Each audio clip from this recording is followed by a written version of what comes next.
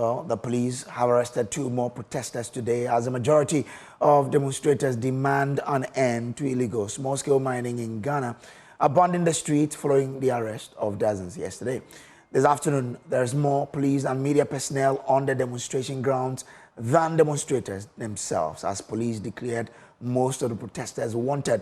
We'll take you to the ground for the latest on that shortly. Right now, here's Maxwell Agbawe's report capturing how things unfolded yesterday.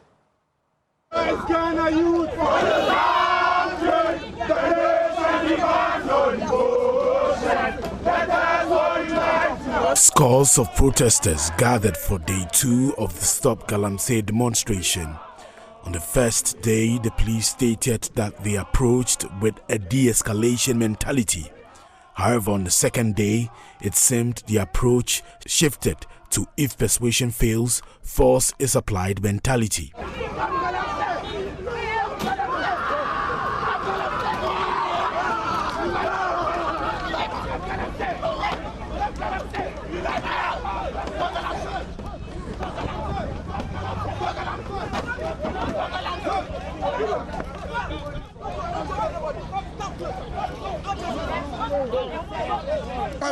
Anybody who pushes this, of course, is arrest. Anybody who pushes this, of course, is arrest. We're not here to find nobody. If anybody thinks he's a man, anybody who pushes it, that's it. Yes. We're not here to find no one. Talk to them then. Listen to the Director of Public Affairs at the Ghana Police Service, ACP Grace Ansa Akrufi. We served a caution to the organizers of this demonstration that today the police were going to do whatever it took to maintain the peace, ensure security, law and order. We therefore urge them to once again consider the 7 locations that police had proposed to them, and that today we would not allow any impediments within the area of the 37 intersection. We will ensure that there will be free flow of traffic. We are all involved. We are all. Attempts by the protesters to demonstrate on the streets were foiled by the police, resulting in a scuffle and the arrest of some of them. So Raf is one of the organizers of this protest, a member of Democracy Hub. Wait, just for some clarity, have you been arrested by the police? We have been arrested because this is an arrest. Actually, you ask the protesters to leave wherever you're asking them to leave. Now we organize them to move away from the road. We were on the side, which is the pavement, and now we've been asked by the authorities to follow the police. Stop doing Galamsey. Just stop Galamsey for us. We want our mother Ghana back. We want our mother Ghana back. Oh. We want it back.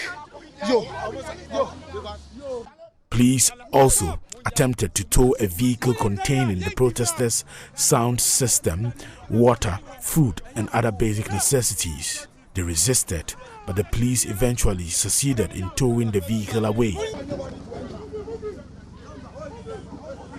There's a scuffle now between. So you can see what is happening right now in the background. Oh! You can see that.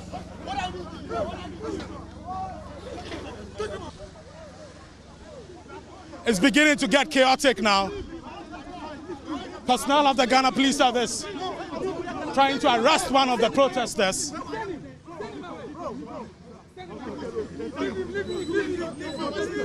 1, 2, 3, 4, 5, 6, 7, 8, 9. 9 police officers. 9 police officers trying to drag one of the protesters away. His colleagues will join. Quite a number of them with shields. None on the street. Police still trying to take this demonstrator away. His friends resisting the attempt to take him away. Now he's down on the floor with some of the policemen. It's a big struggle.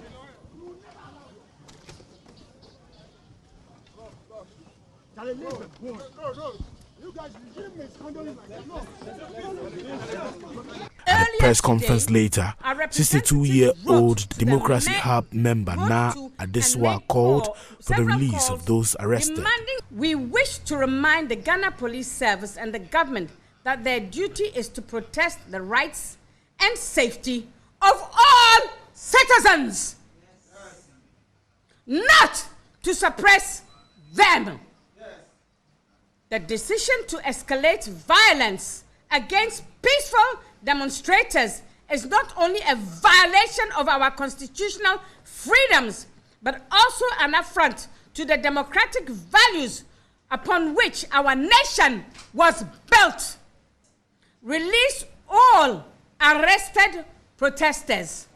The 15 individuals, including an 8-year-old child who was unlawfully arrested during the protest, must be released immediately and unconditionally.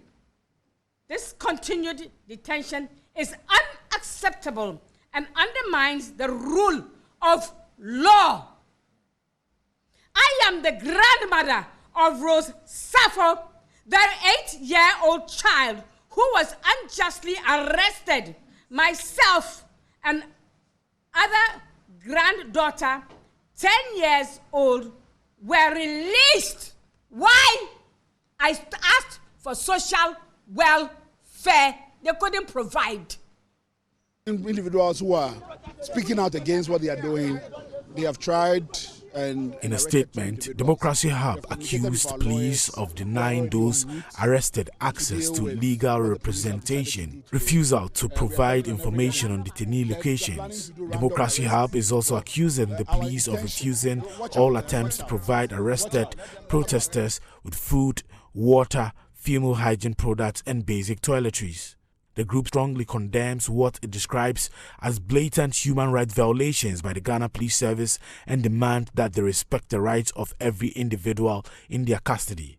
The group is urging all concerned citizens, civil society organizations, and the international community to join in demanding justice, transparency, and humane treatment for all the protesters. Extract of a statement released by the Ghana Police Service says all the 42 people arrested, including some of the leaders of the group, are in custody and will be put before the court to face justice. Well, in the last few hours, lawyers for those detained are writing to the police demanding details of the persons in their custody as well as their prosecution plans. Let's share with you details of the statement from the lawyers. Now, but we're also, in the last few minutes, getting details from the Ghana Police Service about the arrest of one of the leaders of the Democracy Hub conveners who are organizing this demonstration, Oliver Barker-Vormo. Let's share with you that statement, and then I'll come back to give you a statement of the lawyers demanding the whereabouts of some of the protesters who were arrested yesterday. We'll share with you those statements. And again, speak to lawyers for the protesters who are demanding the whereabouts of these protesters who have been arrested. Now, let's share with you the letter from the lawyers for protest defense, and it's addressed to the Inspector General of Police Headquarters, OSU, RE, Accra. Now, it says, I bring you compliment from lawyers for protesters defense, LPD. 1, we are an assembly of lawyers who dedicate a part of our professional services to advising and representing protesters. 2, considering the various arrests which the police have made on September 22, 2024, we will be grateful if you could provide us with the following particulars of information. A list of arrested or detained protesters. B, the police stations or detention facilities where the arrested protesters are detained. C, the courts before which the arrested protesters will be arraigned. And D, the dates and times at which the arrested protesters will be arraigned. 3, please let us know if you need further assistance from us. Thank you. Sincerely, yours sincerely, Noah Adamte. He's a member of the protesters, the lawyers for the protesters. We'll be speaking to one of them shortly. But in the last few minutes, we are getting update from the police that a leader of the protesters, or the Democracy Hub, which is organizing these protests, has been arrested. Oliver Akufo-Addo, that's what is coming from the police. Let's share with you a statement from the police that is communicating this particular arrest. Now, we also understand that the police will be addressing a news conference shortly, but the police says it has arrested Oliver Akufo-Addo, one of the leaders of Democracy Hub, for the various unlawful act he was involved in on Saturday 21st September and Sunday 22nd September at the 37 intersection in Accra. And this letter is signed by Grace Ansah Krofi, Assistant Commissioner of Police, Director, Public Affairs. So that is what is latest coming from the police there. Now, we are monitoring the situation from the police to know whether or not they will be addressing the press any moment from now. We understand that the time, which was earlier scheduled to be starting at 3, has changed, and they will be communicating the time in due course. So we are monitoring that development so we can update you. Now, let's take you live now. We will be taking you live to the grounds, but let's come in studio now and speak to one of the lawyers for the protesters, Godslav Bokoble, who is joining us in the studio. Hi, good afternoon. Thanks for joining us. Thank you for having me. So since you put out that particular letter, have you had any response coming from the police? We have been more focused on trying to gain access to the protesters currently in custody at the various police stations. The situation on the ground is that the protesters have been dispersed to several police stations all across the city, and tracking them has become a challenge because you would go to a particular police station, they will inform you that the protesters are not there in their custody, even though you have received prior information that you are supposed to go to that particular police station. There have been other instances where the protesters have been confirmed to be in that particular police station's custody, but then they tell us that due to an order from above, we are not allowed to have any contact with them.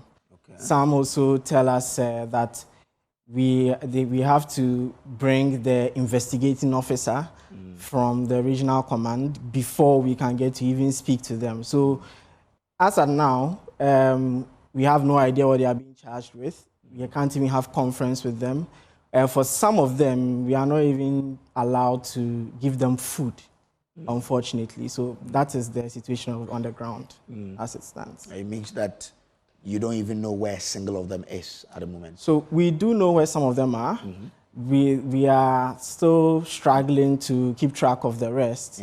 As of now, we have a team of lawyers who are spread out in the city, going to various police stations, trying to confirm, at the very least, if there are protesters in that police station, and then if they are, whether they've been fed, whether other lawyers have had a chance to visit them and had conference with them. We've had some success, but for the most part, either we are being denied access or we can't even find them in the first place. Now, we know that the law gives room for a number of days or a number of hours the police can hold on to a suspect until he's arraigned before court. We know the arrests were done over the weekend and today's a holiday. Are they still within the confines of the law? So what I would say is that the law as it stands, it says that the right to liberty is paramount. And so even if you are arrested over the weekend, regardless of whether it's a weekend or it's a public holiday, the time limited for the police to arraign these people before court is still, it remains 48 hours. Yes. But as of now, what is going, the situation that is currently on the ground is unlawful. Because as it stands, we don't even have access to them in the first place. We are not even being told what they are being charged with. We can't even find some of them. So as it stands, the situation on the ground is currently unlawful, and we are doing our best to collaborate at least with the police to ensure that the right thing is being done. Like I said, there has been some success, but for the most part, the unlawful situation still remains, unfortunately. Just for public education, where do we draw the line about the unlawful detention then? So, like I said, the starting point is that the right to liberty reigns paramount. And so, when a person is arrested, the person has 48 hours within which, the police has 48 hours within which they are to arraign the person before court and charge them if they wish to charge them. If they discharge them, that's another matter altogether. Previously, the days like weekends and holidays were excluded from the count.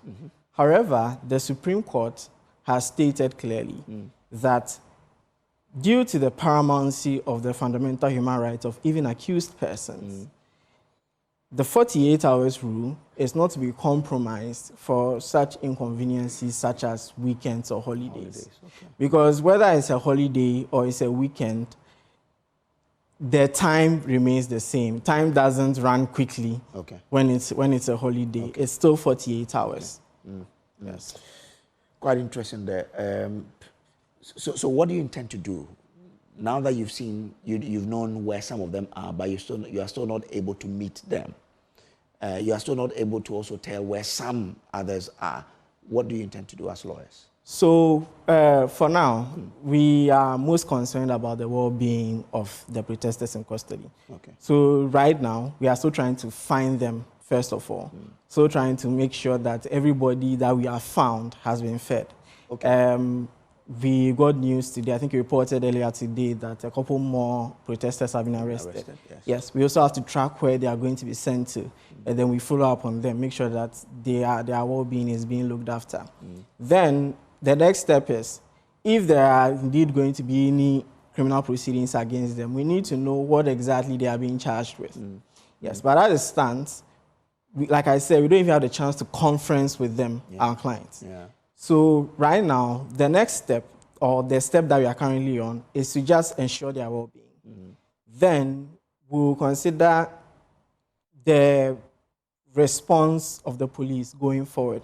Because like I said, we've had some success, very limited success in locating some of them.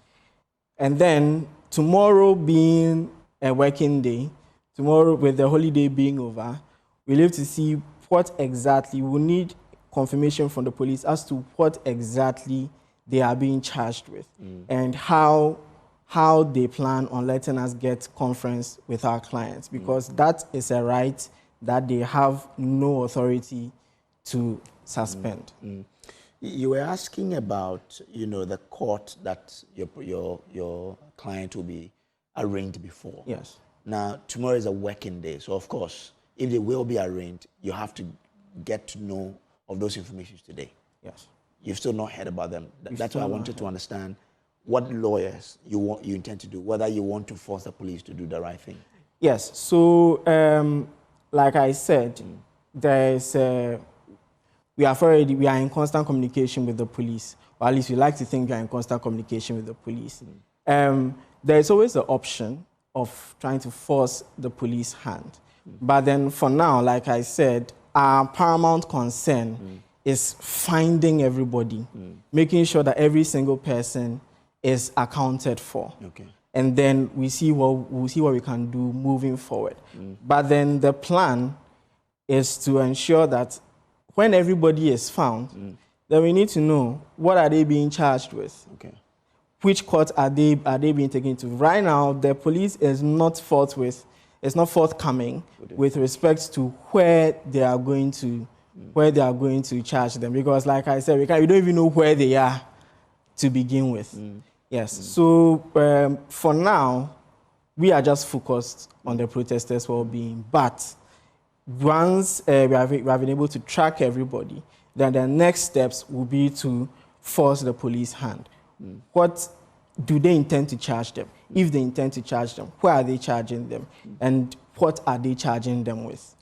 Now, you said earlier they are not allowing you to even feed those you found. Yes. How then can we say whether or not they are being fed? So the situation is this. For some police stations, we have confirmed that some protesters are there. But we didn't even see them in the cells.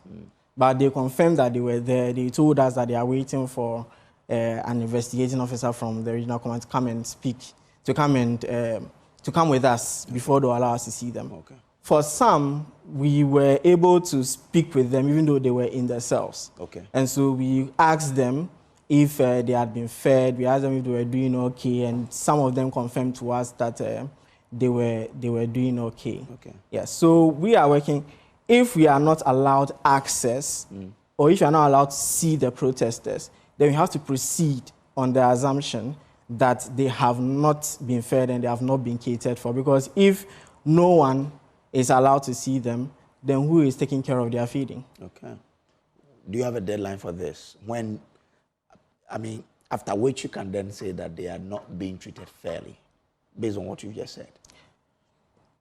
Currently, they are not being treated fairly. Okay. It's not about a deadline after which we can say that they are being treated unfairly. Currently, they are not being treated fairly.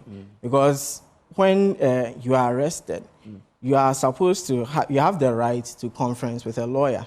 Everybody has the right to counsel. So if right from the start, you are not being allowed conference with your counsel, you are not even being allowed to eat, or you are not, to put it another way, people are not allowed to bring you food. That in itself constitutes unfair treatment. There is no time limit. The only aspect of this whole situation where the time limit becomes relevant is the time period within which you are supposed to arraign them before court. As for everything else, the fact that we are not allowed to see them, the fact that we are not allowed to bring them food, those constitute unfair treatment right now. Okay. No time limit. Okay. And that's against their human right? Yes, of course. Okay. Would you sue the police for that? We haven't... I would say that is an option on the table. But then, like I said, we are keeping our options open for now. We are focused on trying to find where everybody is, and then from there, we see how to proceed. But that is definitely an option. We have not ruled anything out at this point in time. Okay. And we've just heard that one of the leaders, Oliver Barker-Vomo, has been picked up. What do you know from what your colleague lawyers are telling you? I have not been given any updates with respect to him. I was aware that he was planning to hand himself in, and that he only wanted confirmation from the police. You know, when you are asked to turn yourself in, you have to be given a police station that you go to turn yourself in. In the morning, when I was just before I went on my rounds trying to find these protesters, the update that I got was that he was currently preparing to turn himself in, and he was only awaiting confirmation for the police as to where he should turn himself into. Yes, I have not received any updates regarding his should I say, surrender to the police. Okay. I just received a confirmation with you right here that the police have confirmed that he has turned himself in. They use arrest. They use arrest. Well, I would insist that he rather turned himself in, because you remember that yesterday they released a statement that they were going on a manhunt for Oliver Barker. And the funny thing is, he himself came out on his X account. He came out to say that he was not in hiding and that he was going to turn himself in. And so for this, as at this morning, we were all he was just waiting for the confirmation as to which police station to turn himself in. Okay. So regardless of the terminology the police wish to use, I would say that Oliver Barker turned himself in. But the bottom line would be that currently he is in the custody of the police. Okay. Now, as lawyers, you also sometimes advise your client on what they are supposed to do. I mean, some people have expressed worry about some of the actions that they also undertook, burning of billboards and all of that. I mean, how do you then counsel your client also on those actions? So what I would say about that is that as lawyers, we right now are more concerned about the appropriate procedure now that they have been arrested. Okay. It is common knowledge that, the grievances that they have, which caused them to go and protest, is common knowledge. Yeah. Issues about Galamsey and whatnot. Yeah. Rising if there are reservations about the behavior of a few of the protesters, for us, from the perspective of the lawyers for the protesters, we are saying that that does not detract from the fair treatment and due process that they have the right to once they have been arrested, regardless of whatever they were alleged to have done. Okay. All right, alleged because it has not been proven that they actually did that. Well, this is still the pulse. We're in studio with one of the lawyers for the protesters, those who have been arrested. He is Goslav Bokoble, and we are getting to learn that it's been difficult for the lawyers to have access to the people who've been arrested, but they are trying their best to get access to them. Those they have seen and spoken to, it's still difficult for them as lawyers to even get them food to eat. And in his own words, they are not being treated fairly at this point in time. So by close of day, if you are still not successful getting access to all of them, I mean, what is the plan? Have you lawyers discussed any plan going forward? So going forward, what we are going to do is that, for now, the plan that's on the table is that tomorrow we are going to do our best to monitor as many courts as we can, especially if the police is not willing to tell us specifically which court the protesters are being taken to. We are going to monitor as many courts as we can, so that when the protesters are brought in to a specific court, there would be a lawyer on hand representing them at that very instant. But in the meantime, we will still do our best to continue following up on every single person, who for now cannot be accounted for. All right. Goslav, wish you all the best. Thank you. And we'll keep an eye on how this progresses. All right. Thank you. So that is a lawyer to the demonstrators, Goslav Bokoble. This is still the pulse. We have an interaction with the demonstrators themselves to hear from them what exactly is happening, their plan as well on this particular demonstration that they have been embarking on. This is the pulse. We'll take a quick break here. We'll be back with more. Please don't go away. All right, so welcome back to the pulse. We're still here in the studio with some of the demonstrators. Part of the protesters who have joined us in studio. Now, amongst them is Na Dinswa, who is convener of Democracy Hub. Na, I hope all is well. Thank you, guys. Everything is very well, thank you. We also have Kamri Tego, who is a concerned citizen and protester as well. Kamri, all is well? Yeah, by grace. Okay. And then, of course, we have a serial demonstrator and one who is a leader of the Economic Fighters League, Ghana, Ernesto Yeboah. Hi, Ernesto. Everything good? Everything bad. Why is everything bad? It's Ghana democracy. Looking at what is happening. Those who are to enforce, the laws have constituted themselves into an illegality and are ensuring that the laws are not respected. Look at how the police have misconducted themselves openly to the rest of the world, holding people against their fundamental human rights and freedoms. How do you abduct over 45 human beings who were simply protesting lawfully? To date, let me ask you a question. Have you cited a copy of the so-called injunction that they claim they secured? And this is where we need the media to do its work in being critical and not just passing or churning on information that is coming from Ghana police simply because it is a state institution. This institution lacks all credibility in this matter. It has shown dishonesty, unethical policing, the highest form of crime against the people that could be committed. Because if I can't trust the police, who else should I trust? And so it's a total shame. I'm embarrassed that the police that purports to be serving my interest is actually blatantly ensuring that those interests and those rights of mine are not protected. But isn't it the case that they arrested those who in their view, broke the law? Those who did things that they were not supposed to. I mean, show me where. We saw people burning flags of political parties. That's Again, why, you know that in the law. So what law? What law prevents people from burning? Oh, but you know that the law does not allow you to even deface a poster. They are burning a flag. I mean, a common flag. I mean, who is a protester? You see, and we need to subject some of these things to critical interrogation. Okay. Who is a protester? These guys have submitted their notice to you well over 3 months. You had no issues with it. And even what they are saying, security, so as if going to demonstrate at the Flagstaff House will kill Akufo-Addo.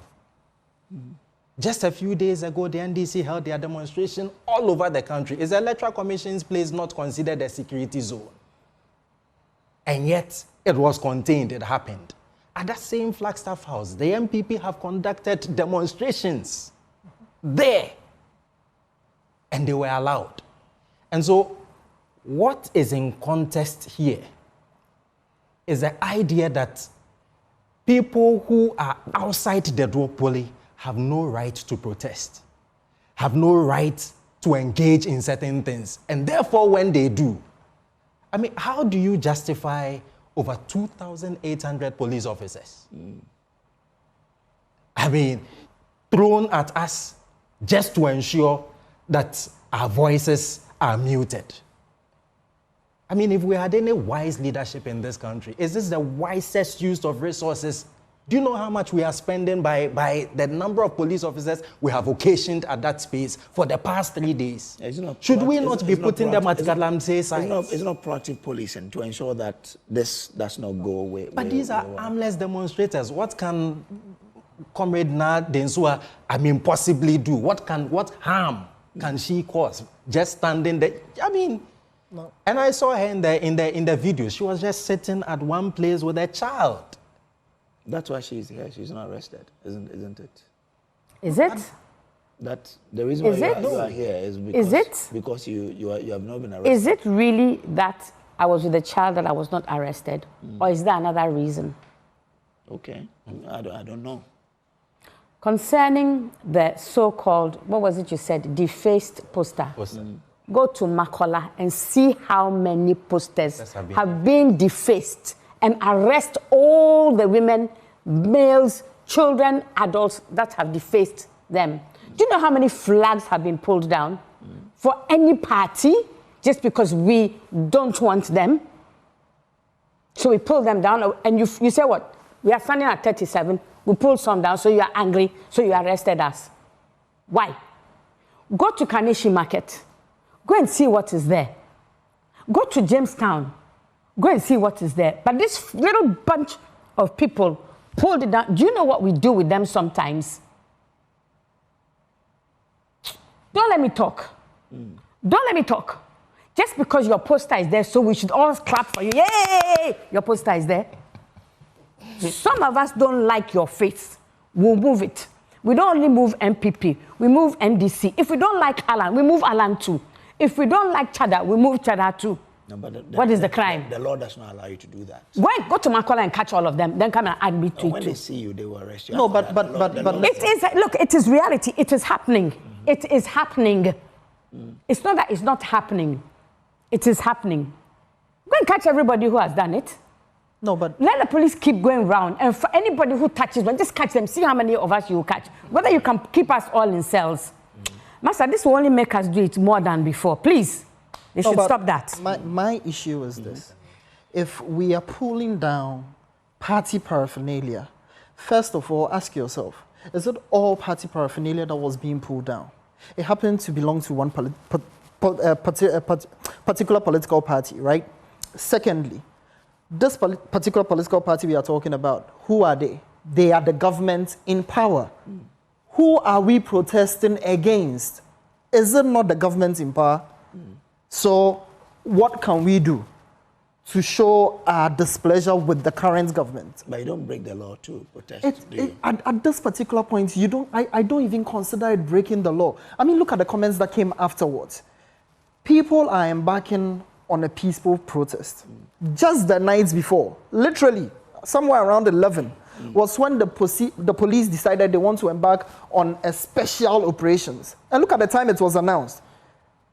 Around 11 p.m. somewhere was when I saw the tweet come out. They released to say, we are blocking this road, this road, this road, this road. I was asking myself, but the demonstrators had already given notice weeks ahead. So if you equally wanted to undertake some sort of security measures to, let's say, truly you wanted to police the demonstration, is it at the 9th hour that you come out to say, we are blocking? Fine, the roads are blocked and all of that.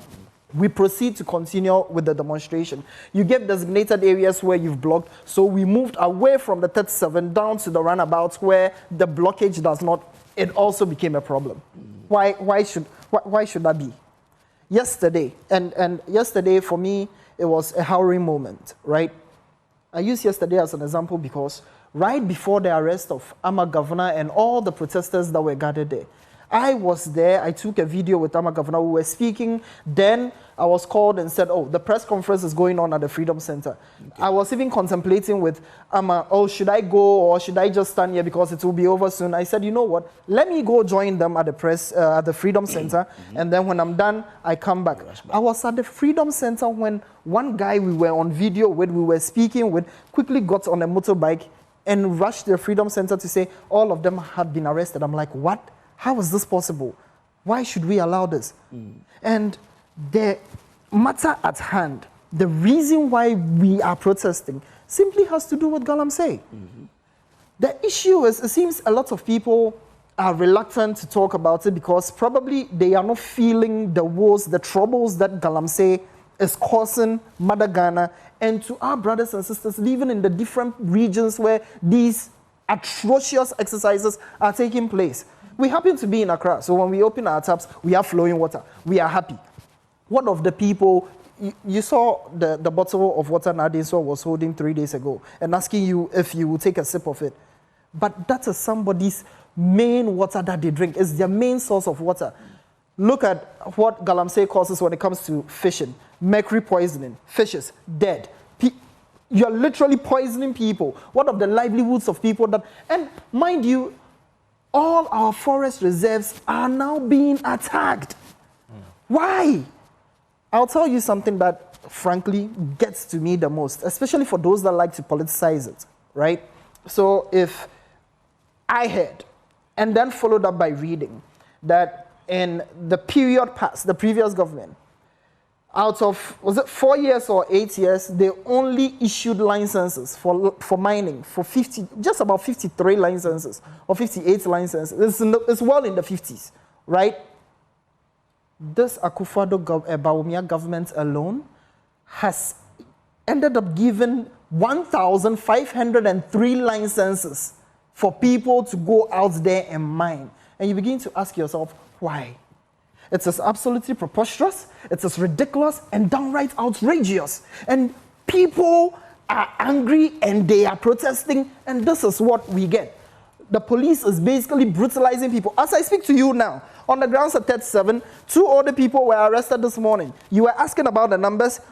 They have succeeded or not succeeded in putting some sort of fear into people to come out. And yet they keep vilifying and saying that, yes, the protesters are running wild and we are taking matters into our own hands and we are breaking the laws.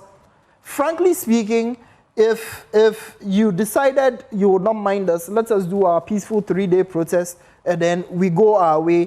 What's then? After all, you are deaf to the cries and the calls of the people of Ghana. So let us make the noise and go our way. But no, you now have to seek the police on us. My question is, out of the 2,800... They have to send the police on you. Who are you referring to? The citizens of Ghana. No, you said... Each on us, you have yes. to send the police no, on they had to seek the police on us. Seek is the word. The government, of course. But who controls the police? Listen, until an order is given, why would they come out? All those 2,800 men and women of the police service. Would that be fair that the police, which is led by an IGP, which is to ensure that they do what the police are expected to do, will wait for someone to order them to do and then I will take it a step further and then ask you, just as the president, His Excellency Nana Addo Dankwa Akufo-Addo, is the commander-in-chief of the Ghana Armed Forces, who heads the police. When you meet, when the police council sits, we know the IGP is there. Who now is the head of... Is the vice president. Is the vice president. Yes. So if I'm telling you that they are sicking the police on us, am I wrong? Who is the government? They are the people in power. They are the government, right? And this is not the first time we've had this. We've had order from above, order from above, order. This is not the first time. My question is, those 2,800 policemen and women on the streets right now dealing with protesters, my question is, if you had sent them to the Galamsey site, would we be having this discussion at all? Are we really the people that you should now come arresting and seeking 2,800 police officers on, when there are people who are literally out there destroying, degrading our environment? It's annoying. And you know the painful part? No. Yesterday, was it yesterday or 2 days ago, on Nkrumah's birthday, when the national youth organizer of the MPP said, and this was a sentence, very, very, very, very disturbing and annoying, and to think that this is somebody who is a leader, said that, oh, but the protests we are doing, the people we are protesting against, they are in the bushes and they are in the forest, so we should go to the bushes and the forest to go and protest. Is that how a leader is supposed to speak?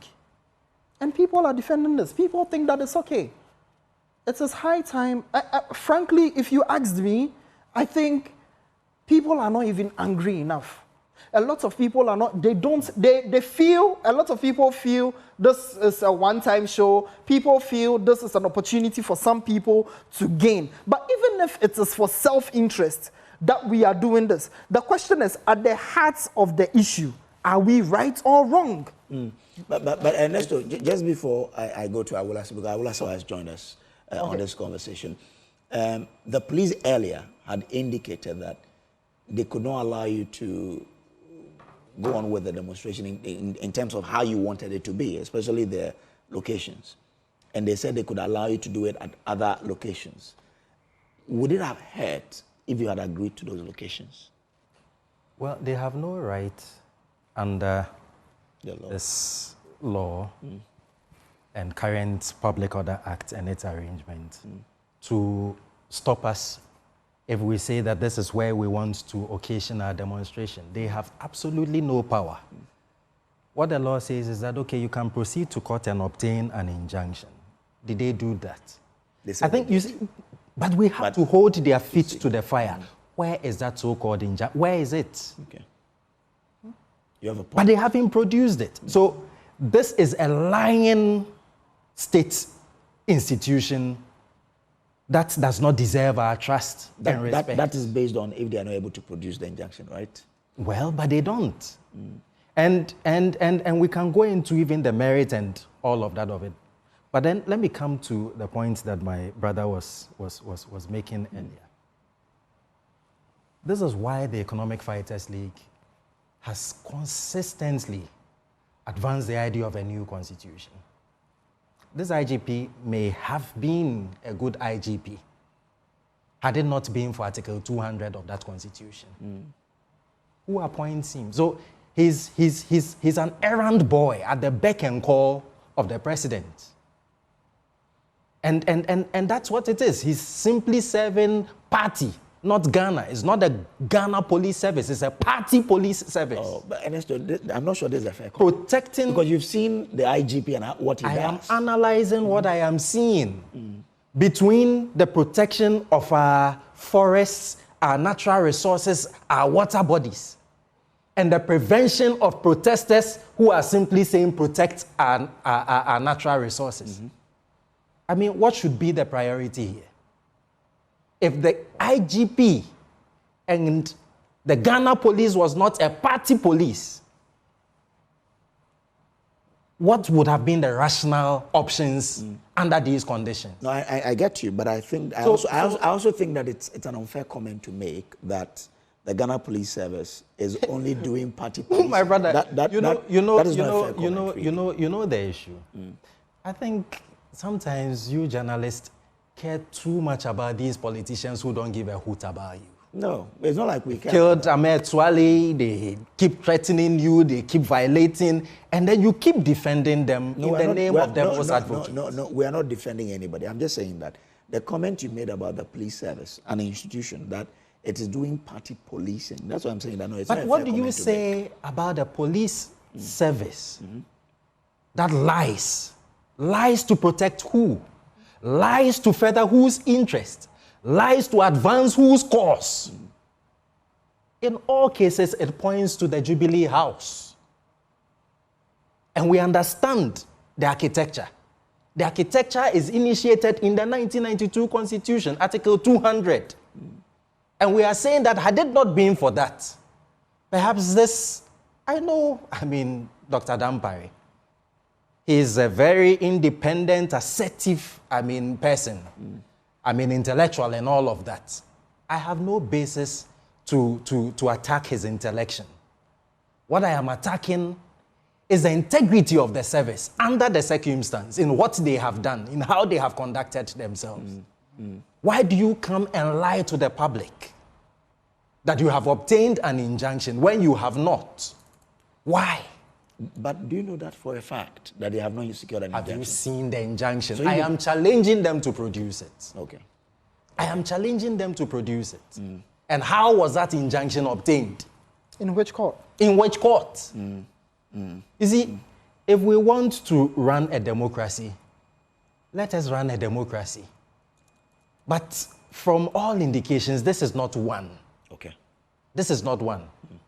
And bear in mind, we are not even better off than countries like Togo or Uganda and co. It looks like actually they seem to be in a proper place. Because as bad as things are, they know they are living under a dictatorship. They know. But in our case, we are being lied to that, oh, you have a democracy.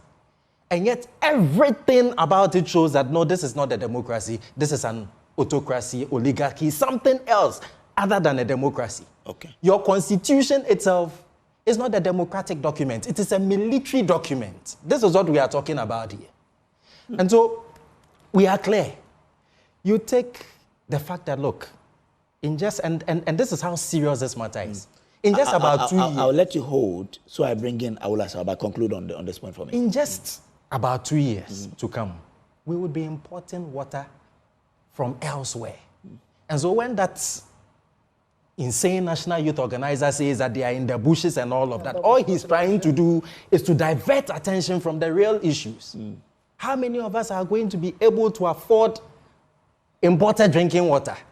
Even with the local ones, how many of us are even able to pay our bills? Ghana Water recently came out to tell us that, look, they are going to increase. Hold for me. Let me bring in Awula Sawa, and then because especially on this point where you say we're going to import water, it's something that Awula Sawa and a group have been fighting. Awula Sawa is a leader at Eco-Conscious Citizens Ghana.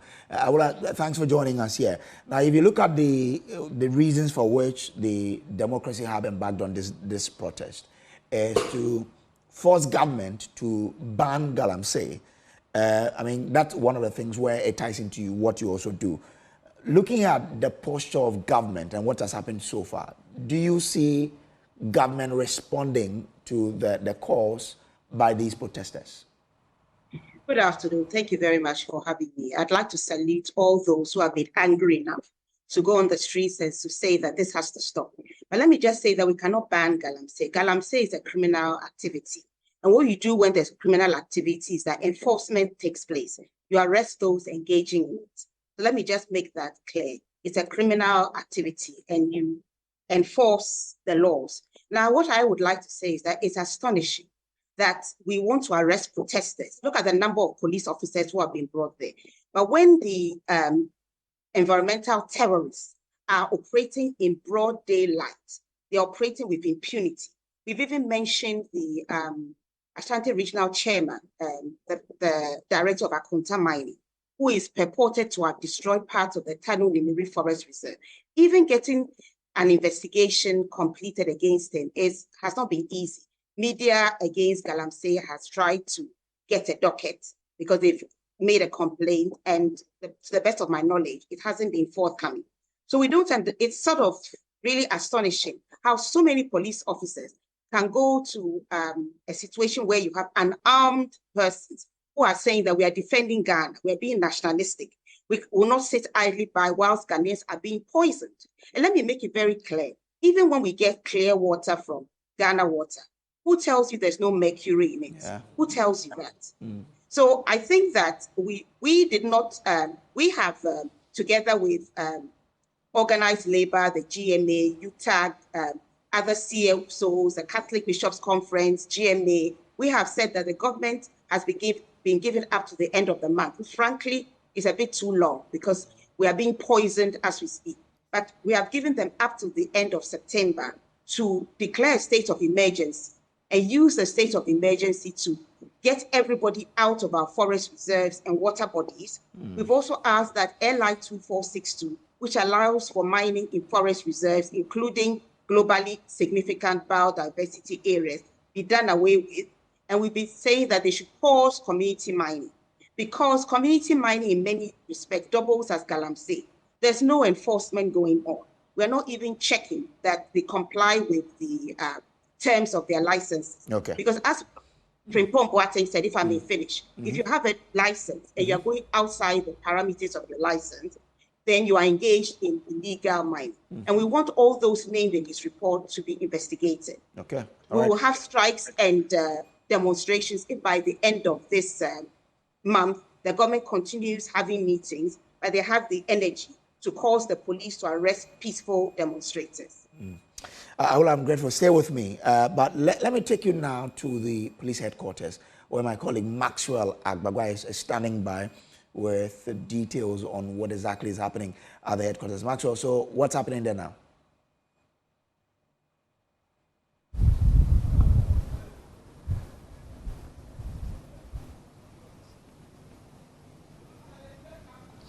Well, a scheduled press conference expected to take place at 3 o'clock p.m. has been postponed indefinitely. We do not know when that press conference is going to happen, but we're told that it should be in some hours, but police is not communicating to us when exactly that press conference is happening. It was expected that it was going to take place in the police emergency command center. That was where we're invited to, but in the last 10 minutes we've had to park our cameras, just like the other journalists who were here also for that press conference, to move to another location, which is the 37 Roundabout, where the Democracy Hub demonstration has been taking place for the past 2 days, since Saturday.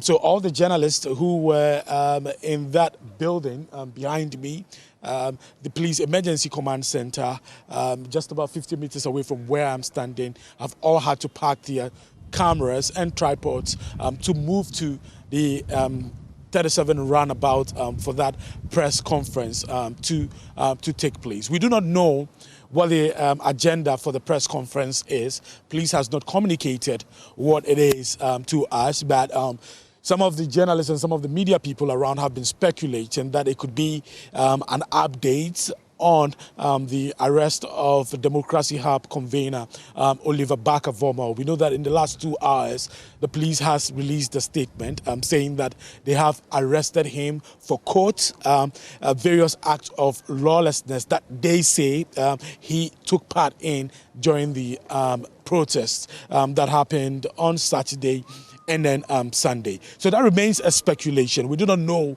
what the agenda really is. So right from here, we'll be moving to the 37 intersection, the 37 Roundabout, for the press conference, and I'm sure we'll get to know what exactly police wants to communicate to the public. But in the last 3 hours, we've been stationed at the 37 Roundabout, monitoring the situation there. And there were no protesters in sight at the time that we were there, with the exception of an instance where we had 2 protesters two men walking up boldly to the police barricades where the police officers were stationed. Two men wielding placards, screaming, "Stop Galamsey, stop Galamsey, stop Galamsey." But just when they were in the middle of a speech addressing the journalists who were present there, they were arrested by the police officers, the police personnel stationed there. So they were arrested and then taken into custody. What we noticed during our stay there at the 37 Roundabout also was that police had been deployed to areas where they were not visible on Saturday and Sunday. So a place very close to the Lands Commission offices. Today, if you go there, use that stretch of road, you'll find police officers in full route control gear stationed there. Some of them also standing just in a strategic position and advantage, points in that area. Police is also still keeping a presence on the stretch of road that links to the Christ the King parish and then the Jubilee House. They tell us that they are not leaving anything to chance, and they have actually been sleeping there at the 37 Roundabout since Saturday. And that is because the organizers of this demonstration notified them that they will end their protest at 11:59 p.m. today. So our sources within the Ghana Police Service tells us that until 11:59 p.m. They are not leaving the ground, and they're still maintaining a presence, there, ensuring that they still keep the protesters, at bay. So Brace, we should be rushing to 37 Roundabout right now to bring you updates on what that press conference is going to be about. So that's Maxwell Agbagba coming to us live from the police headquarters there. We'll follow up on what exactly will be happening at the 37 Roundabout to bring you what is happening. Max, I'm grateful to you for that update. But again, if you can confirm for us that those people were just arrested. Okay, so I see Max walking, but he said they were arrested just when they were speaking. You know about that? So that's what I was talking about when I said two people were arrested, right? So you've created the barriers. We are protesting. Two people walk up to the barrier and they are addressing the media, shouting, "Stop Galamsey," with their placards. Just two of them, and then you walk in and pick them up. Yeah. So what else? Okay, how if the police now wants to dictate to the citizenry how we are supposed to go about protesting, they should do so, because now I do not know what else they want us to do. And the law says just notify them. We have the notice have been given. Yeah. You understand me? The notice have been given. So at every turn, it looks as if the police, in one way or the other, wants to stop the protest. And it's like I said, I'll use the same words again: preposterous, ridiculous, absolutely outrageous. Nadia, what do you intend to do? Democracy Hub. What's the plan? The plan. Yeah. We will go out again. We will go out again. You know why? My grandchildren do not ever deserve to be drinking Galamsey water. Ever. Ever. He will have children. They will be my grandchildren. They do not deserve Galamsey water. You will have children. Then they are my grandchildren, because I own a womb. So every child belongs to me. Every young person belongs to me, okay? Because I have a womb. And I will fight forever until I die for clean water for the children. I have seen babies that have been born in the mines. You know, they look like aliens from space. Yeah. You know what? If I see it, I will kill it. It shouldn't have to live. The eyes are not formed. The genitals are not formed. The arms, maybe some have 3 arms, eyes at the back. Why? Why should people in power sit there and allow this to the people they said they were protecting? And I'm not talking about me. I have the grave ahead of me. Doesn't matter if I get kidney problems. But my grandchildren, no. And all of you, your children, are me. my grandchildren. And I will fight. And if Democracy Hub hasn't got a plan, I will make a plan for them. Okay? There was a woman who arrived yesterday morning. I'm amazed I haven't seen her on the news. She had 2 little children with her. She was crying. She was insulting Nana Addo. And I said, leave Nana Addo out of this. Let's just focus on my bottle of water. Because you have these little children, 2 little girls. The woman was weeping. Protesters were weeping. Ralph was shaking. I went and put my arms around Ralph. I said, Ralph, please don't do it. You make me do it too. Stop. Ralph was shaking with tears. Hell, you can feel the pain like a volcano getting ready to erupt. So anything he did it because of the 2 little girls he saw. Then I sent for my little girls. The police, when they picked me up, I was hiding in a trotro with one of my little girls. I was hiding under the seat with her when they picked me up. They were good. They were 2 male police. They told me to come out. They told the little girl to come out. We should pick our belongings and we should go. Just as we got closer to the barracks, that is when the violence started. They wanted to separate the girl from me. One policeman picked this middle finger and started bending it back. And because I was holding her cloth, her dress, and I had one eye. I said, nah, mommy, grandma me. Oh, yeah, heko, grandma, yeah, mommy. And this arm was around her. And I asked him, why? Are you going to break my finger? He said, yes. Then he jumped for my thumb. And I said, look, are you now going to break the thumb too? At that point, the female police were asked to take over because I am a woman with a female girl. And they took over. And they asked us to go and sit down. There was a very nasty policeman sitting down there. And he said, get them into a vehicle. Now, have them arrested. I didn't say anything. I sat down quietly. I said, nah, Tashi yamma se, chikaba, benke mommy. There's a gentleman, he's a policeman. He was wearing square glasses. He was sitting at the back. He was there on day 1. I saw him yesterday too. He is a gentleman. He doesn't talk plenty.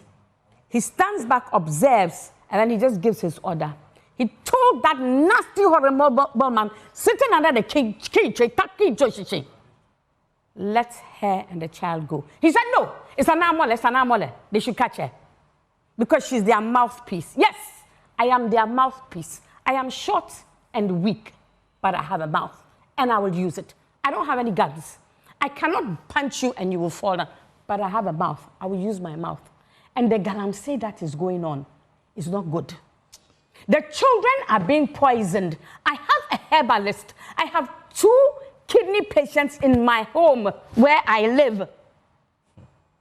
We can't afford to buy pure water. We get the tap water and we boil it and we all drink it. And now we have made a decision. Don't drink it again. We could be poisoning ourselves because we can't afford I have taken in so many relatives into my home because life is hard, just to help them a little bit. So this is Accra, you boil the water here? Yes, and now we are afraid. Okay. Now we can't even do that. We don't even want to use it to cook. And how pure is the pure water? How clean, how much alum and chlorine do they have to put in it? And what is it doing to our bodies? That we are not experts. We don't know about. Okay. So if you say you'd go on march, when is that? Is that tomorrow? When? I'll go anytime I feel like it. And I'll go naked if I want. Hey. Yes, I'll go naked so that they can see I have no weapon. I was ready to go on the first day. I said, Oliver, let me go. I'll take everything off because I was told that if you are naked, nobody can touch you. So I'll go naked. I don't care. Look, this is my children's kidneys you are playing with here. This is their livers. I watched the documentary. I couldn't even finish watching it. On the damage the heavy metals are causing to our future. I mean, can you afford dialysis? I had a judge who died from dialysis. I was in court. He died from dialysis as the case finished. The lawyer of the defendant also, sorry, not dialysis, from kidney failure. Yeah. The lawyer also died from kidney failure. Where are we getting these diseases from? Okay. Now we know it's the water. Okay. Let's bring in Awula Sarah again. So Awula Sarah, you've listened to Nadinsia here. What do you envisage to be happening now? Because the groundswell of the people calling on government to act, it's quite heavy now. You've been in this space for some time. What should be happening? You know, I used to say that Ghanaians were not angry enough because this has been going on for a while. From over 2017, the president put his presidency on the line. This has been going on and on and on. And I kept on saying Ghanaians were not angry enough. It's great that Ghanaians are now angry enough to do something. And I'll say it again. We are not those with the power to arrest the illegal miners are not doing so. But rather they have the energy to arrest the protesters.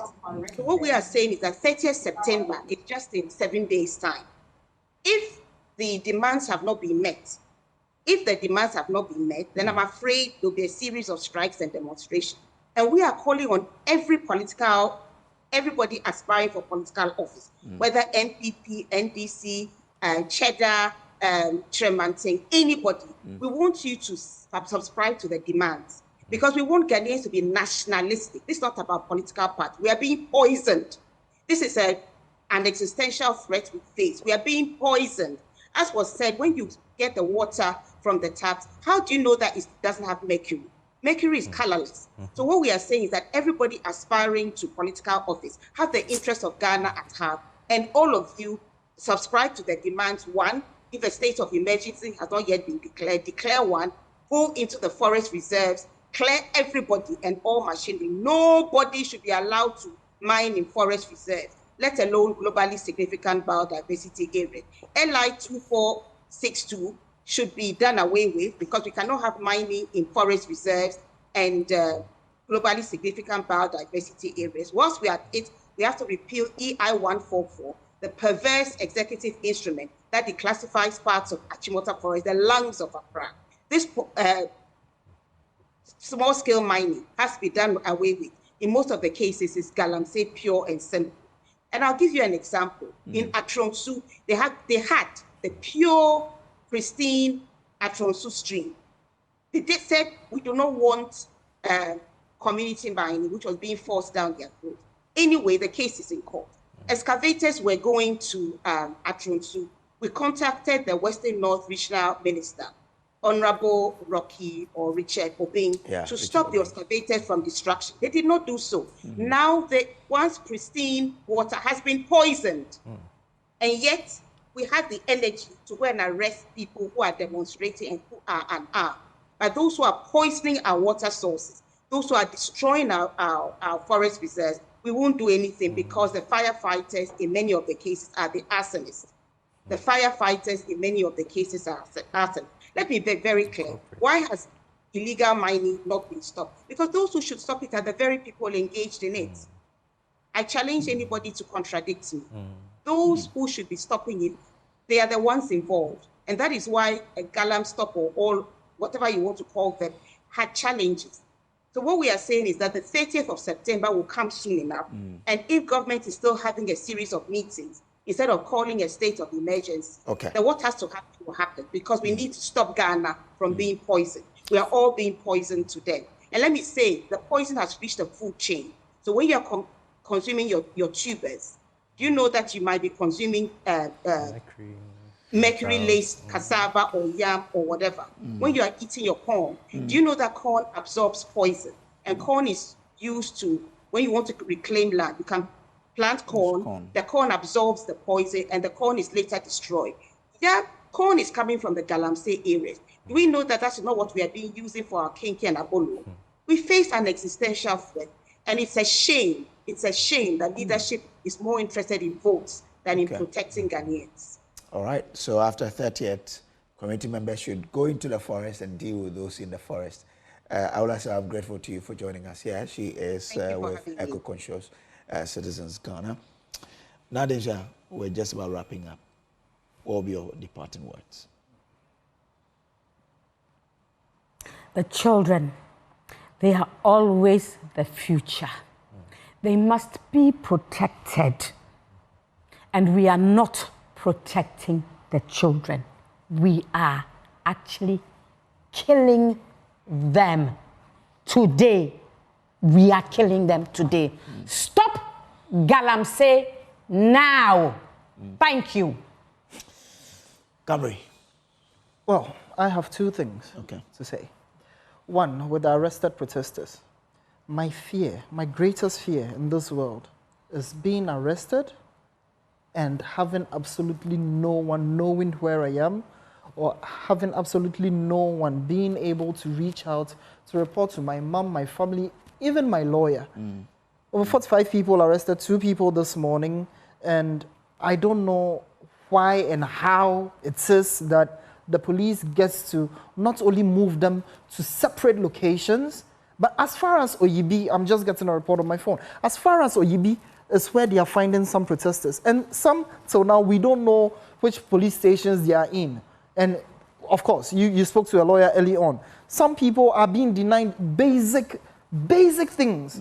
And for that, it is worrying, because that could have easily been myself out there, having been arrested. So I don't know. At this point, the police wants us to beg them. I am pleading with them. The least they can do, because in as much as the person has broken the law, the fundamental human rights, give them access to their family, feed them, let us know where they are, let us know they are safe. And lastly, with the second one, I will just draw my attention to something. No manna, maybe in the biblical days, when manna fell from heaven, but manna is not falling today. Everything we consume, we've been making so much noise about the water, but she just drew my attention. It's seeping into the soil, therefore it's seeping into the foods that we consume. And mind you, majority of the foods that we consume are from these regions that the Galamsey is going on at. So whether it be the yams from the north, the yams, the tomatoes, the cattle, everything, majority, because in Accra we don't even have a lot of farming lands like that. And that is my worry. Camry, grateful. Ernesto. Well, I would say that we have to understand that we have a leaderless state. Akufo-Addo does not deserve to be president. And at this point, we must be marching to boot him out of power through an impeachment proceeding. And it must be part of our demands.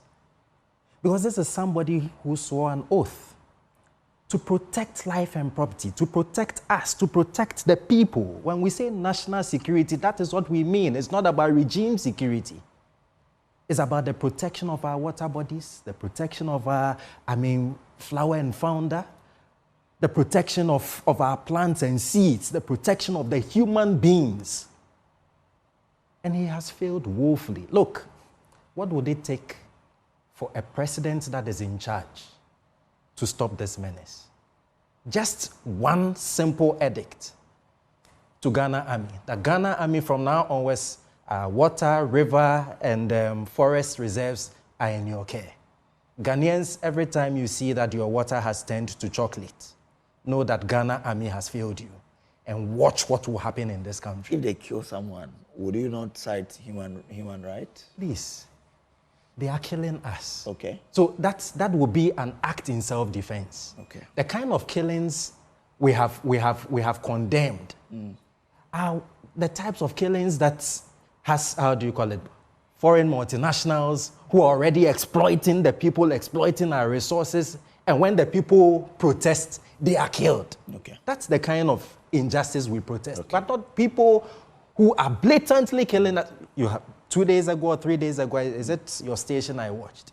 When somebody at the Galamsey side was like, Mombra, come and deal with, we will deal with you. We are not going to stop Galamsey. Somebody says that, this national swimming pool, which was supposed to be a Kati, I opened the gate. Hey, you've been arrested. All right. So the drama and the lopsidedness of the state tells us that this is a compromised state, a compromised police, a compromised force, a compromised president, a compromised government.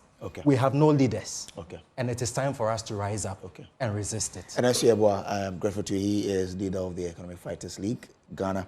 You mentioned about some licenses, about thousands, and so since you mentioned it, I've been to the website, I've been counting. Yeah. But when we get it, we'll obviously update our viewers. This has been Pulse here on Joy News. We'll take a break. You'll be back. Welcome back from the break. Now, with about 2 months before the December general elections, Ghana is facing mounting labor unrest with key labor groups on strike. At least 10 labor unions are set to start a strike next week or are already on strike. Let's share with you the numbers for you to then appreciate what we're dealing with now. Now, we understand that we have 5 unions which are currently on strike. We also pick information that 5 unions are threatening strike by next week.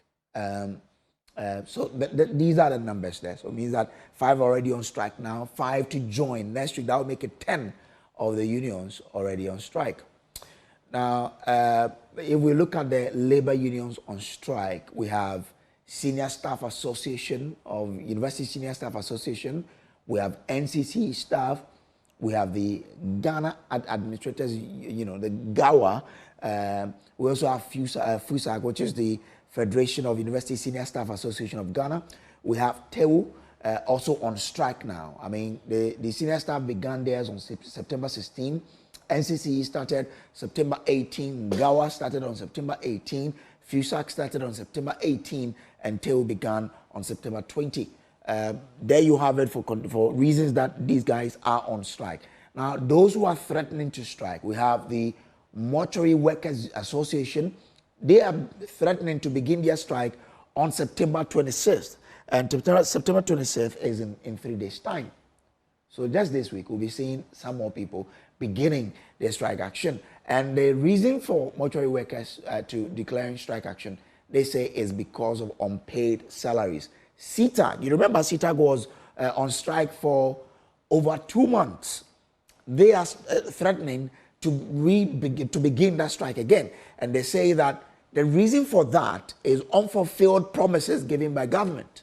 And the date they want to begin this is September 30. Organized labor is also giving indication that they will begin a strike action on September 30. The reason is for government to deal with illegal mining. UTAG has also served notice of beginning a strike action on September 30. The reason is the government must deal with illegal mining. CLOCSAG is also threatening to begin a strike action on the 30th September. Illegal mining is also the reason. So these are, the labor unions which are, going to declare a strike action this week. Actually, it's this week. So we have September 26th, September 30, on which the labor unions want to begin their strike action. Dr. Dominic also is spokesperson for CTAG. He's joining us. Now, Doc, I'm grateful to you for joining. Now, we know the government, when you were on the strike, government got into an agreement with you.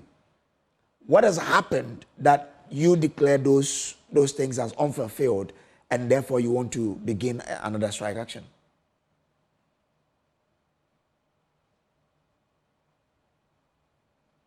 Doc, kindly unmute so we can hear what you're telling us.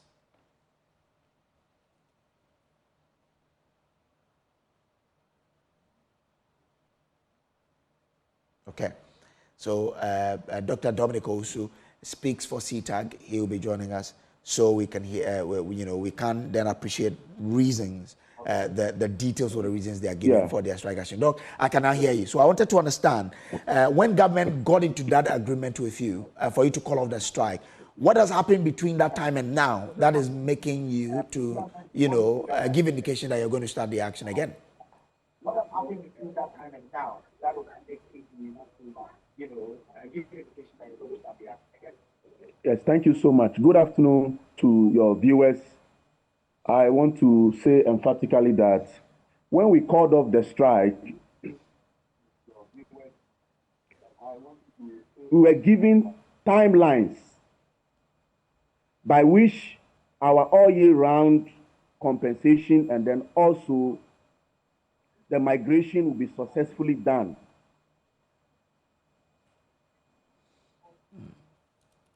Now, as I speak to you, Doc, for us to have a very smooth interaction, kindly mute your television set and then listen to yourself on Zoom so we can have a good call. Because from the way things are running, you keep, stopping and it's not helping the free flow of this interaction. So if you can mute the volume on your television set and rather let us have this conversation on your handset, we'll be grateful. So you can do it now and then we can hear you, sir.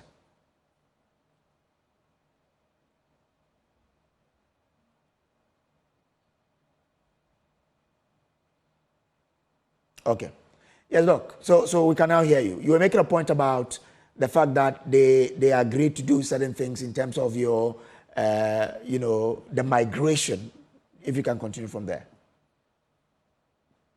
Yeah, so they said that having called off the strike, they are going to expedite action and then work on the migration. Remember, during the NDC era, the migration was done within 2 weeks. We migrated from GES to the current payroll within 2 weeks. Okay. So when we declared our strike on the 14th of June, we were promised that at West they are going to migrate us within 1 month. And as I speak to you right now, the timelines that we agreed upon which the strike was called off has still not been done. Now, they promised us that by the first week of September, we would have gotten the offline data coming into the college, and then every member in the colleges of education will see where we have been placed by way of the migration and then also check our bio data. But as I speak now, we don't know why they are hiding the migration offline data from. We don't understand. And then also, as I speak to you right now, they promise us that when the strike is called off, by the end of August, we are going to get the all-year-round compensation for work done in 2022. But as I speak to you right now, 23rd of September, we have not received our money. They keep telling us that the money will come in the gift miss account, but it keeps disappointing, and as I speak to you now, we have not gotten our money. This is why we are saying that if by the end of this week nothing is heard, we are going to have a full-blown strike. But I remember the time when you called off the strike. We had some confirmation from Prinkov that some payment were being done, and also some migration was happening as of the time you called off. For example, the colleges affiliated to the University of Cape Coast, we understand at that point that the migration was happening. So when did it truncate, and why that? Yes, thank you so much, my brother. This is what we have been saying. It looks as if we have to go on strike to make duty bearers perform their legitimate duties that every month the government of Ghana pays them.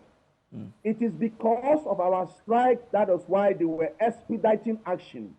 We thought that having gone on strike for 3 consecutive times, government would have learned the lesson.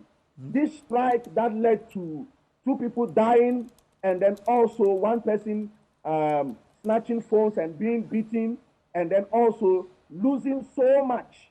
Government has still not learned her lessons. And as I speak to you, you'll be surprised that the offline data that the technical committee worked on has not come to the college.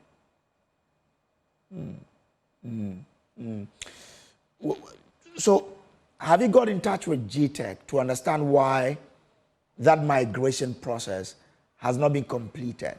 What reasons do they give you? We've gotten in line with GTech. They promise us that the offline data will come. No, when I mean offline data, the technical committee worked on the various inputs by way of our qualification and our certificate, among others. So we are supposed to receive the hard copy of what has been done for us to authenticate if what we have all agreed is what was being done. So that has been stated in our timelines that by early September we are going to receive the offline data, but we have not gotten it. So we don't understand And from what we inquired from GTech, we sent two of our national executives to check on it.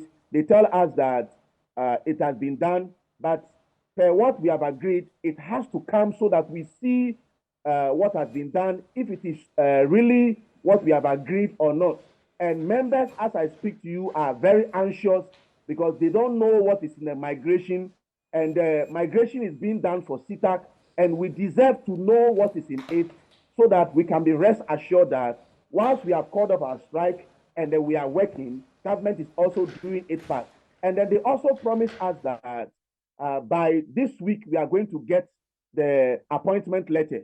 But as I speak to you, we have not even received the offline data, talk less of the migration, talk less of the appointment letter. So people are very anxious that unless we go on a strike, maybe the government may not act. Your last strike, you were on it for more than 2 months. What should we expect in this one? If you should really embark on it. In fact, we want to state emphatically that we are law-abiding citizens, and we know that using strike as a weapon to drive home our demands will have repercussions on our students, among others. What we are saying now is that government should look at the Ghanaian students. Government should look at what is currently happening and the fact that teacher education is the foundation of education in Ghana, and the life of the college education lecturer matters because we are training the teachers who go back to train children to become engineers and doctors. Therefore, our welfare matters. So the government should prioritize teacher education and do the needful. The migration has dragged on for more than 23 months. We don't want to go on another strike. In fact, as I speak to you, we are rushing our students through the second semester activities, and you could see occupational stress and burnout being experienced by our members, and then our students too are also going through academic stress and academic burnout. All these things are not good for Mother Ghana. So what we are saying is that duty bearers should rise up to the occasion and do what is needful so that we prevent another strike. Interesting. Since you sent out a note, and I'm sure you have to get permission for this so that your strike will be legal. Has that process been exhausted yet?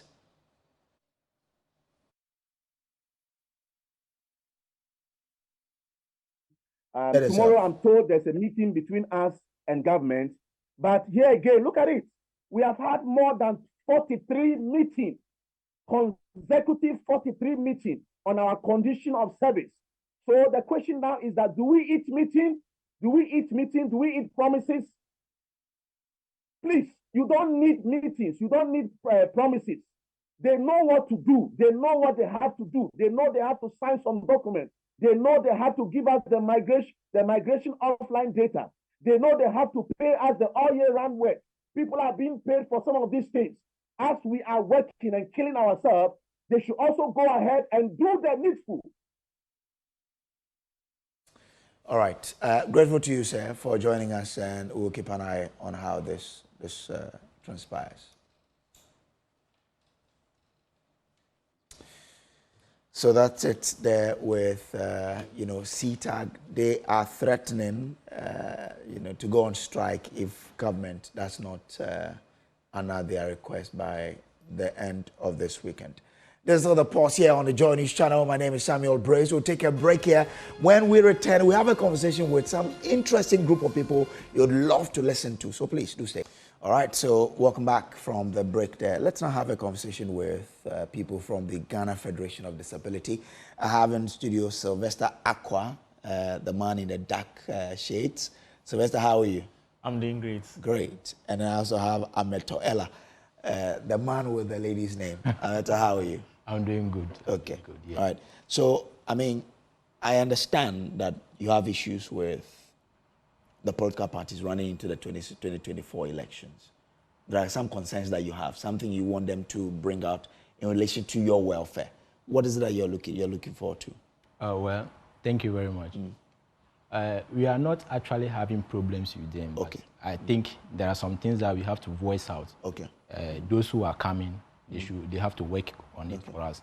So we are basically here on advocacy base that is about accessibility. Okay. Accessibility in general. That is infrastructure, education, health, and even the community, how they make us feel like we are also human beings. So Okay. that is the basic motive of our media. So when you talk about accessibility in infrastructure, yes, are you talking about how you have access to certain buildings? Beautifully. That is what. Because I know some time past there was, I don't know whether if it was a law or it was an instruction that every building must have a disability friendly access to those buildings. It's a law. It's a law. Yeah, that is the Disability Act 715. Okay. It was passed by our own parliament. That was way back in 2006. Yes, during President Akufo's time. 18 years back, it seems what the law states that the public buildings must do for we persons with disability will feel at home. It's not being done. Okay. So public places are not being constructed with disability-friendly access. Yes, truly. Unfortunately, I'm here today. I will say for the first time, entering your studio, multimedia. The entrance was very beautiful, but coming to here.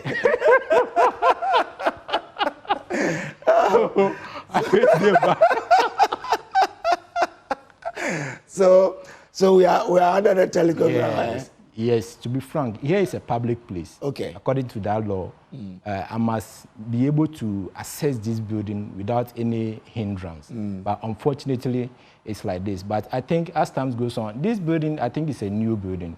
I was expecting the entrance is perfectly well done. Yeah. Akase is Yes. You don't have access. I don't have access. And these are the things you have issues with. Yes. So what do you want the political parties to do? Well, I think the law that has been passed way back, 18 years back, the airline that will make it very instrumental and very useful to this country is not being passed. Okay. That is the legal instrument. So when an act is being passed, the airline will make the act very active and very usable. Okay. So I have a personal experience when I was working at the toll booth, and there was some kind of mistreatment in terms of persons with disability. I try to follow or see if the laws are going to work for me. But unfortunately, it didn't go that way. And a labor expert who was then the owner of that company told me in front of a legal aid that the act that was passed is not working. Oh, the company was for a labor expert. Yes, from a labor expert. Uttering that words, it's like the art is not being respected by even those who are supposed to educate the public about it. Okay. So I think those who are coming, who are aspiring to be the president for the next 4 years, they should make it a point to make those allies and any other policy that will make we feel at home. But have you heard them talk about that ally? No. You haven't? That is unfortunate about it. The two big giant the political parties, they have been making some kind of promises. Promises are not facts.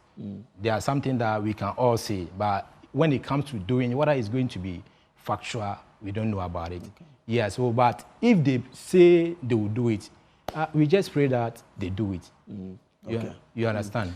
So Sylvester, yes. What's your bone of contention as well? Okay, so given, very much for the opportunity given, and a very good evening to our cherished viewers. So looking at what we are discussing now, look, we the persons with disabilities, our accessibility issues are enormous.